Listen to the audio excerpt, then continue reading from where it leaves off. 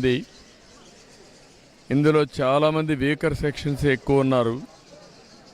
అందులో కూడా ఎస్సీలు అయితే దగ్గర 12 మంది ఎస్సీలు ఉన్నారు. ఒక 9 మంది మహిళలు ఉన్నారు. ఇప్పుడు వాళ్ళని లోపల కూడా పరామర్శించాం.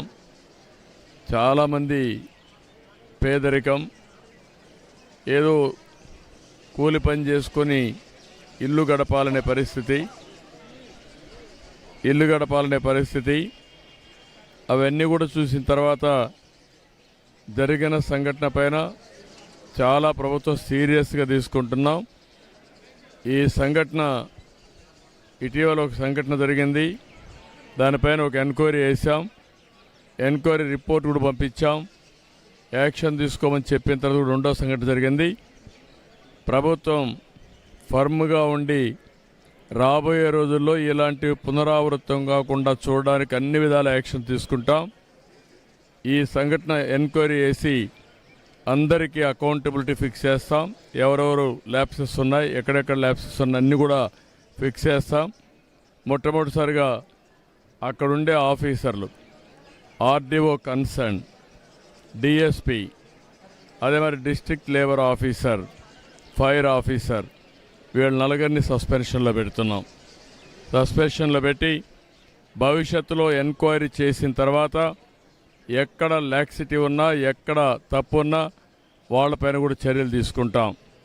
రెండోది, మనుషులు కూడా కొంతమంది విచ్చలవిడితనానికి అలవాటు పడ్డారు.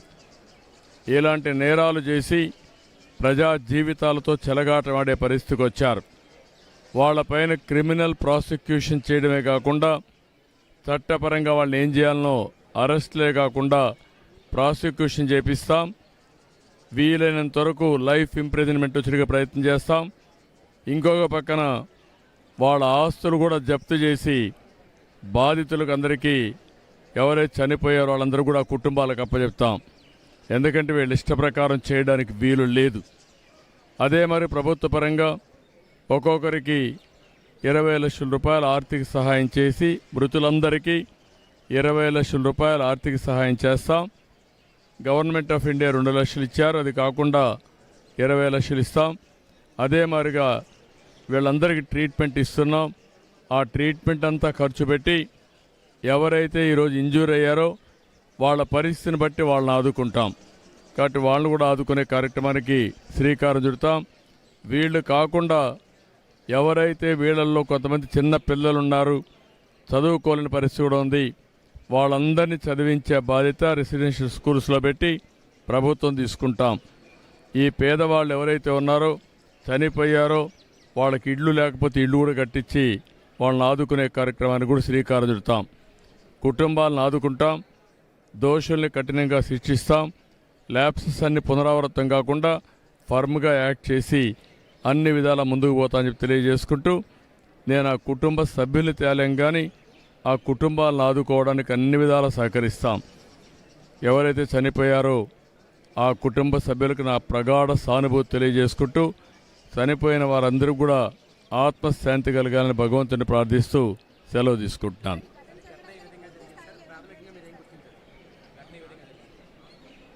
ప్రాథమికంగా నాకు అనిపించింది, ఎవరైతే ఆపరేటర్ ఉన్నాడో, ఇక్కడ ఇవన్నీ చేశాడో వాళ్ళకు ఆర్డర్స్ రావడం, ఆర్డర్స్ వచ్చినప్పుడు మనుషులు తీసుకొచ్చి చేయడం, సరైన ప్రికాషన్స్ తీసుకోలేదు. ప్రివెంటివ్ మెజర్స్ ఏమైతే తీసుకోవాలనో, ఇది ఎక్స్ప్లోజివ్ మెటీరియల్, అలాంటి మెటీరియల్ ఉన్నప్పుడు అన్ని జాగ్రత్తలు తీసుకోవాల్సింది. ఆ జాగ్రత్తల్లో ఫెయిల్ అయ్యారనేది నా ప్రైమరీ అసెస్మెంట్. రేపు టెక్నికల్గా అవన్నీ చూస్తే మనకు ఒక ఐడియా వస్తుంది. ఎక్స్ప్లోజివ్ మెటీరియల్ ఎంత ప్రొక్యూర్ చేశారు, ఎక్కడెక్కడ చేశారు, మన వాళ్ళు సూపర్వైజ్ చేసినప్పుడు ఎందుకు ఇలాంటివన్నీ కూడా గట్టిగా వార్నింగ్ ఇవ్వలేకపోయారు, అవన్నీ బయట వస్తాయి. అప్పుడు యాక్షన్ తీసుకుంటాం.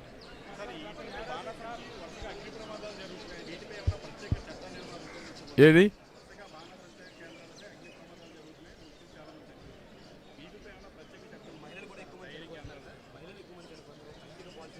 ఏది దీని మీద ఎలాంటి ఇవి తప్పకుండా ఎన్నున్నాయో రెగ్యులేట్ చేస్తాం. ఇప్పటికే ఒక ప్రొసీజర్ ఉంది. ఆ ప్రొసీజర్ కూడా చాలకుండా ఉంది. నేను లాస్ట్ టైం చెప్పాం, వీలైతే ఈ ప్రాంతాలంతా కూడా సీసీటీవీ కెమెరాలు కూడా పెట్టి ఆ సీసీటీవీ కెమెరాలని కంట్రోల్ రూమ్కి ఇచ్చి మానిటర్ చేయాలి కూడా అనుకున్నాం. దీన్ని మళ్ళా ఒక ఎస్ఓపి అంతా చూస్తాను. చూసిన తర్వాత పగడ్బందీగా ఏం చేయాలో చేసి మళ్ళీ ఎక్కడ కూడా ఎవరైనా చేయాలంటే మాత్రం స్ట్రిక్ట్ కంట్రోల్లో రెగ్యులేషన్స్ పెట్టి చేపిస్తాం. అందరినీ, ఒకరిని కాదు, ఎవరైనా సరే పర్మిషన్ లేకుండా చేస్తే ఇప్పుడు నేను ఏ చర్యలు తీసుకుంటున్నానో ఆస్తులు కూడా కాన్ఫిస్కేట్ చేస్తానని చెప్పాను. ఎవ్వరు కూడా ఆటలాడడానికి వీలు లేదు.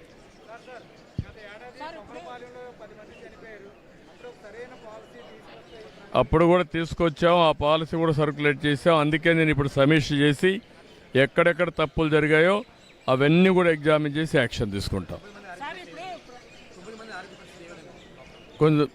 కొంత సీరియస్గానే ఉంది, క్రిటికల్గా ఉన్నారు, క్లోజ్గా మానిటర్ చేస్తాం, అన్ని చర్యలు తీసుకుంటాం.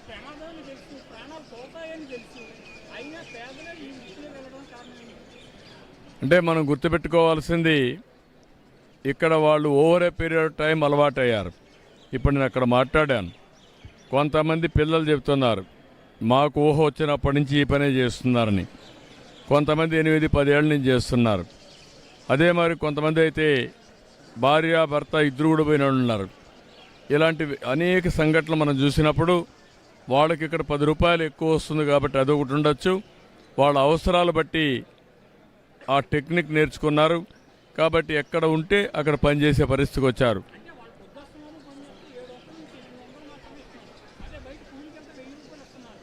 అంటే నువ్వు అంటున్నావు కానీ వాళ్ళకి ఆ పని దొరకలేదు, ఈ పని దొరికింది అంటున్నారు.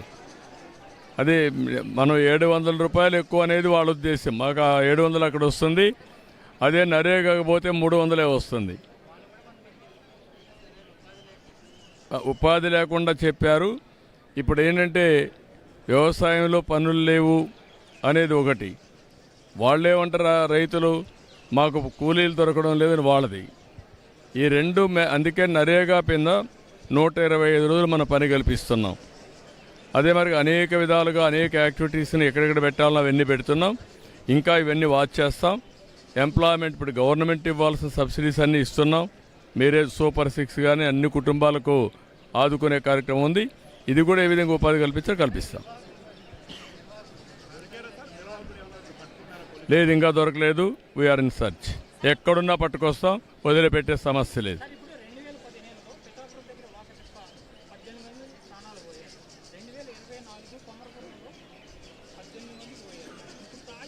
18 మంది ఎక్కడ పోయారు? ఇక్కడ 8 అయ్యా. ఊరికే ఏదంటే మాట్లాడుతావు, నువ్వు కనుక్కొని వచ్చి మాట్లాడు. ఊరికే ప్యానిక్ వినయ్యా, నేను చాలా స్పష్టంగా ఉన్నా. నువ్వు కనుక్కొని కరెక్ట్గా నెంబర్ మాట్లాడండి, నేను సమాధానం చెప్తాను. కానీ ఫేక్ నెంబర్ తీసుకొచ్చి మాట్లాడదండి, కరెక్ట్ కాదు. అన్ని భరోసా డెఫినెట్గా ఇస్తా, అన్ని విధాల చర్యలు తీసుకుంటా, డెమాన్స్ట్రేటివ్గా యాక్ట్ చేస్తాం. మళ్ళీ ఎవరన్నా చేయాలంటే భయపడే పరిస్థితి తీసుకొస్తాం. చాలా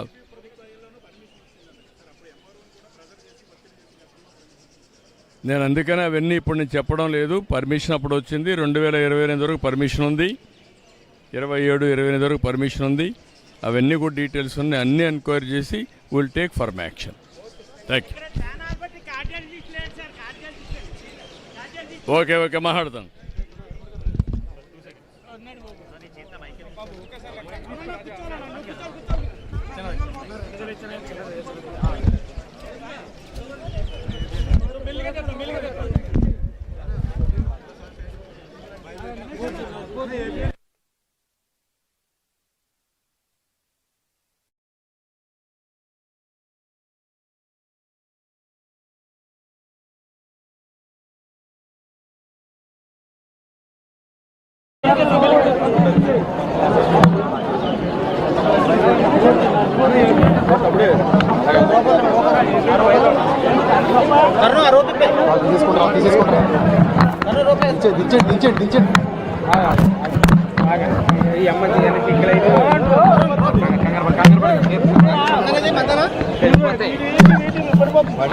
కంగారు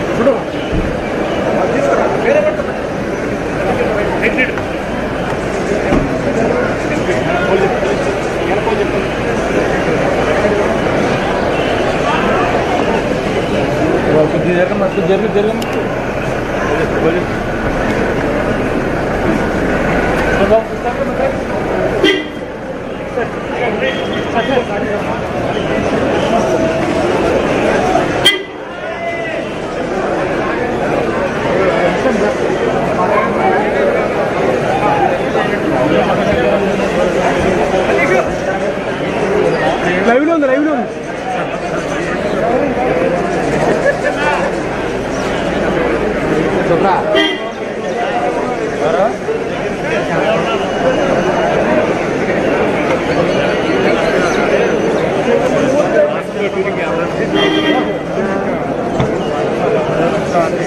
రా